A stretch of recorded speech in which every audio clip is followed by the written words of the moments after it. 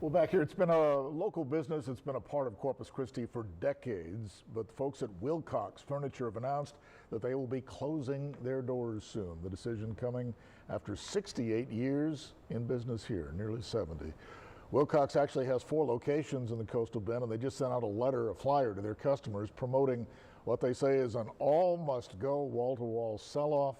Wilford George Bill Wilcox sold furniture during the Great Depression for Beacons Moving and Storage. And then he went on to found the local Wilcox store in 1953.